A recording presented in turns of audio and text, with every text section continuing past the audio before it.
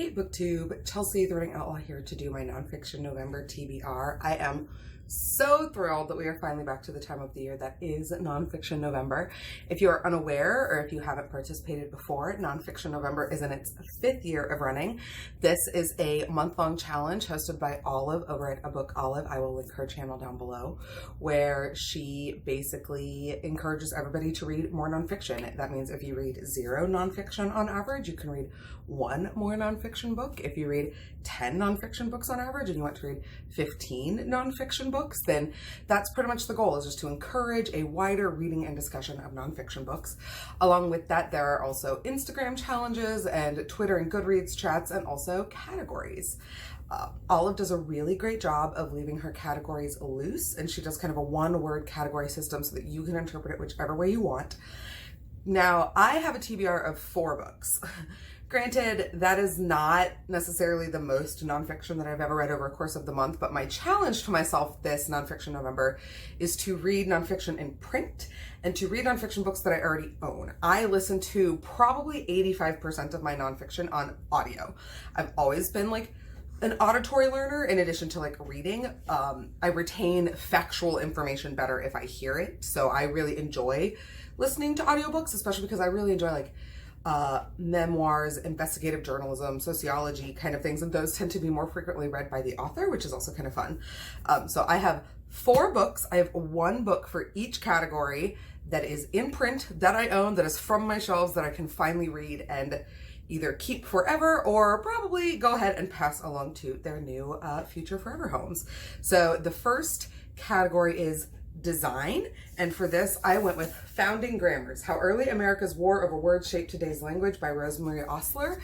This is the designing of language. So I picked up this book originally because I find linguistics really fascinating, but I think early American literature is literally the worst English class I ever had to take in college, ever, of any of them. So I'm really interested in seeing how one subject matter that I really like kind of overlaps with this other subject matter or historical time period that I don't find super interesting. I am kind of hoping to pair this with Because Internet, which is a new linguistics book that's getting ready to come out that's about like the current evolution of the linguistic landscape and language in America. But yeah, Founding Grammars looks super interesting, and I've been sitting on it for a really long time. After that comes the sport category. This is the one that I had the hardest time finding any kind of book for, even in the most like oblique fashion, because I'm an inside kid, friends. That's how we very politely say it in my house. I am an indoor kid, which means I don't like sports. I don't find them interesting. I don't like to sweat. I get very nervous when competition is involved. So all that to say, I found my graphic novel of Andre the Giant, Life and Legend by Box Brown.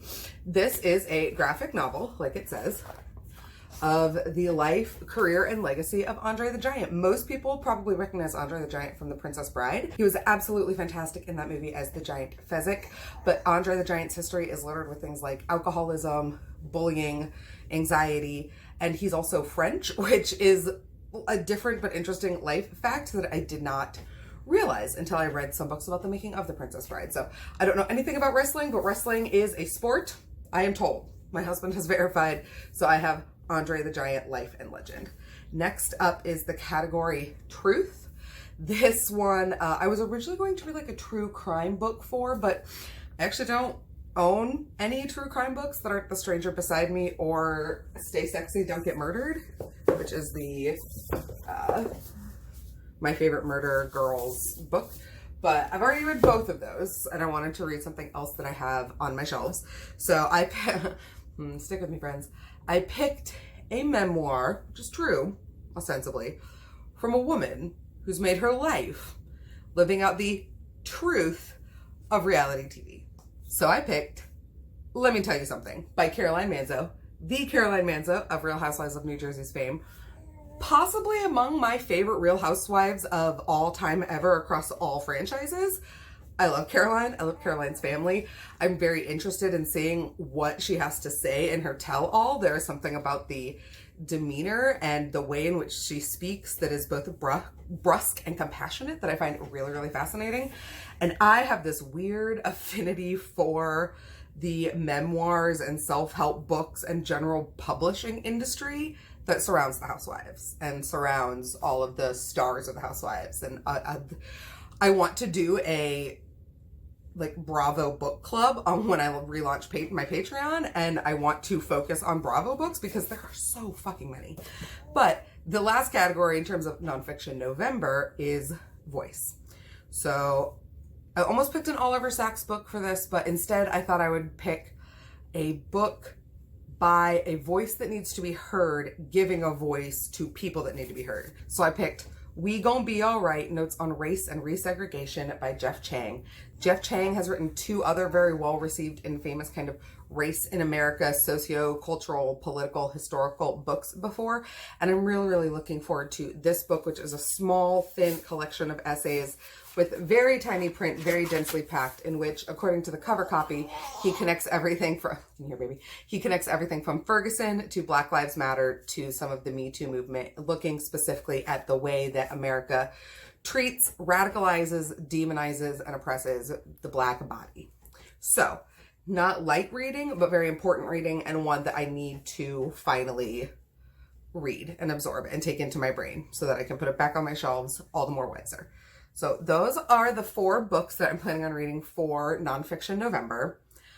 Stay tuned because I have 2 other November TBRs. I am also participating in Tome Topple, and then I also have like a general November TBR for books that I want to be reading when I'm not reading for Nonfiction November or Tome Topple. Who knows? We're being very ambitious this month, as it is my birthday month, and I'm treating myself by indulging in lofty goals. So let's just say that. Like that's any different from any other month. But all right, friends, let me know down below if you're participating in Nonfiction November, what you're reading, some of the books that you've read before from the previous Novembers that you really loved, some things that you're looking forward to. I will also link my Instagram down below. I am very excited to be participating in the Nonfiction November and Tome Topple Instagram like challenges. So check that out. Also, I do want to give a brief shout out. The Queer Lit Readathon is coming back at the beginning of December. So I will absolutely be participating in that. Mark your calendars, go and follow them. I will link their social down below. But yeah, let me know what you're up to, what your bookish life is, what your happenings are. And as always, you can come find me anywhere on social media. Like, subscribe, do all of the YouTube things. And until next time, take care of yourselves, take care of each other, and have happy reading. Bye, guys.